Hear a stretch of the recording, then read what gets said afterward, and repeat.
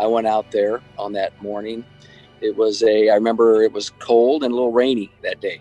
And I didn't notice it when I pulled in, but when I got out of the truck to work on the gate, I heard little animal voices, and they weren't necessarily calling out to me. Obviously, the sound drew my eyes down to the ground, and there was this brown cardboard box sitting in the grass, a foot or two off of the drive. So it was really hard to notice. It was tall grass, so it was kind of surrounding this box. I realized that sound was coming from the box, and even before I opened the box, I just knew what it was. And I just kind of held my breath and opened this box, and here are these little puppies. I just immediately forgot about what I was doing with the gate and immediately grabbed that box and put them in the passenger seat of my truck, drove them immediately to the Dumb Friends League. From the looks of the dogs, it looked like they were in pretty good shape because they were still very pink and very active in the box. It looked like they were less than maybe a week old because their eyes were still closed, but they looked pretty good. Off I went. I left and just left them in the capable hands of the Dumb Friends League.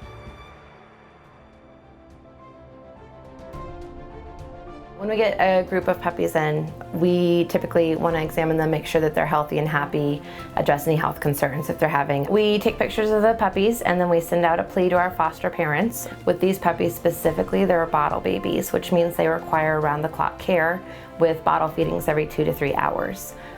With these guys, we sent out the plea to our foster families and decided to split them up into groups of 2 to 3 because of the time and energy that it took to feed them. When they're this young, you're bottle feeding them, you're also stimulating them to go to the bathroom, and you're making sure that their body temperature is within the acceptable range because they can't regulate that on their own.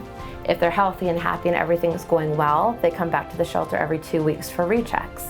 So we take their pictures, we take their weights, we give them booster vaccines and dewormers until they hit that 2-month mark when they come back to the shelter for adoption. With all of our foster homes, when we send an animal home, we try to provide anything that's needed.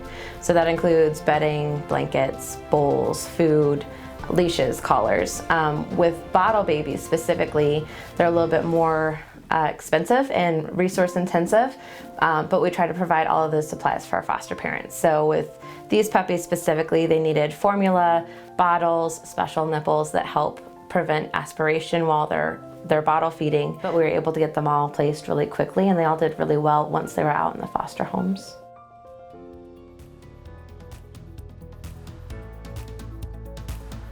It's amazing the work that the League does to help, and being able to kind of save a life and adopt a pet at the same time is really important and impactful. At 8 weeks, we got the call that we could come and pick him up.